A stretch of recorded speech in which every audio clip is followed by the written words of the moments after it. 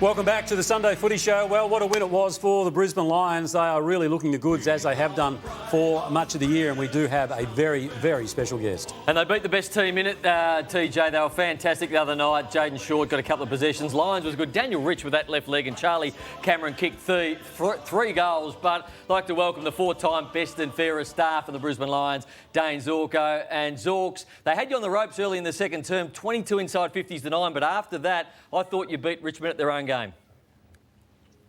Yeah, thanks, guys. Thanks for having me. It was a really important moment in the game, and I think last year, the third quarter was an area they really got on top of us. I think they kicked 6 goals in the space of about 10 minutes and really broke the game open. So me and Fags both sensed it in the start of that second quarter. They were coming really hard, and we had to stop that momentum and sort of wrestle it back, and we were able to do that. And we got a couple of opportunities late to hit the scoreboard, and this time we did, and took a little bit of an advantage into half-time, and were able to get our system going again in the second half, which was really pleasing.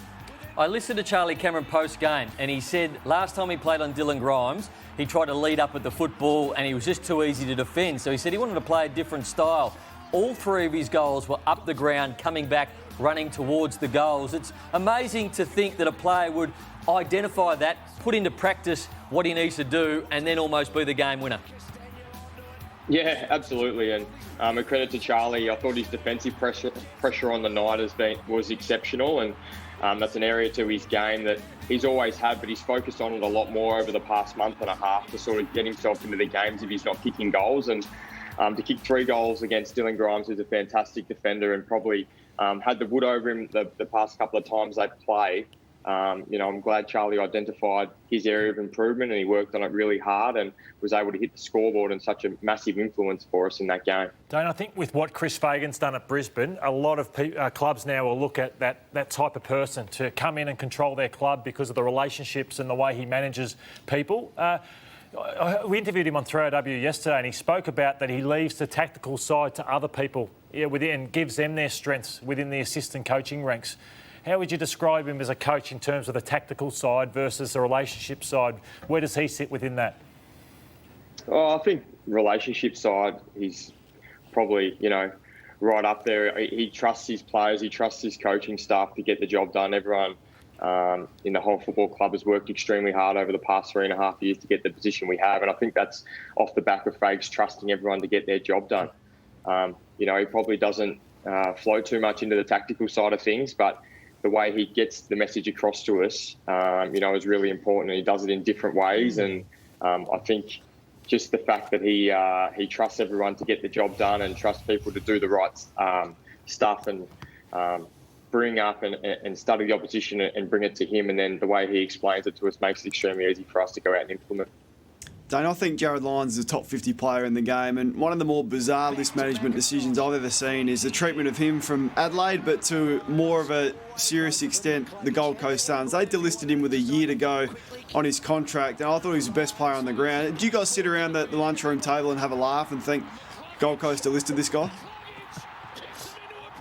We probably did last year. Obviously not now. He's been an important player of our football club now for the past 2 years. He's in our leadership group now.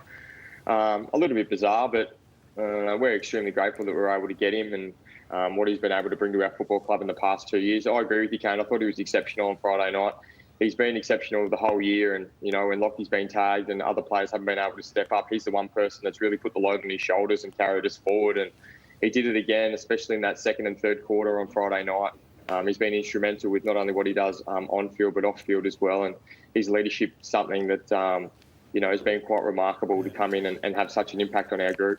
Hey Zorks, what happened here? We've got some vision of you spraying Mitch Robinson, saying, Mitch, get back here, we're part of it too. Mitch, get here, mate.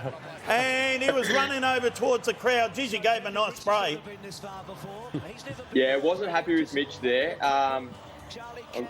Being the Chief Health Officer up here in Brisbane, it was very important for me to make sure our players didn't go to the boundary. Obviously, we were able to have such a large crowd there on Friday night, and they were extremely close to the boundary. And just for COVID rules, we weren't allowed to get that close. So I just wanted everyone to stay inside the square and thank our fans and thank our supporters. But Mitch rushed over to the family, and thankfully it was only to the family. He didn't go around the ground, but that was the spray there. I'd just been informed by a health officer to not let anyone go outside the square, and he sprinted off. So there was actually a few of us screaming at him to get him back, but thankfully he just went over to his partner and gave her a kiss and I said hello to the kids.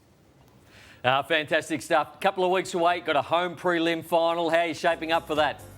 As I go to the votes first, Harris Andrews, I thought he was the best man on the ground. Daniel Rich had an 8. Charlie Cameron was terrific. And Jack Graham, 7. TJ, just on Grant Birchall and you too, Dayne, he's going for his 5th premiership. So he would join the likes of Kevin Bartlett, Chris Mew, Gary Ayres, Brereton. So elite company. And Barassi has actually won 6, and Tucky's won 7. Yeah, geez. I tell you, Dayne, that's something to sit around and discuss at the lunchroom table, isn't it? Kane, seriously, what did you work on a work site or something at Port Adelaide? Did you? The firemen used to sit around the lunchroom table. Oh, TJ, you've never played professional sport. Players get a lot of downtime. Often you sit around the table, either at the club or at a restaurant, and sit around and talk about footy. Yeah. You played for Port Adelaide. I wouldn't overstate it, Kane. You sit around and talk about news. Yeah, well, we do, actually. Yeah. Anyway, about how he's shy. Sorry, Dayne, we digress there, mate. Sorry, you still there? There he is.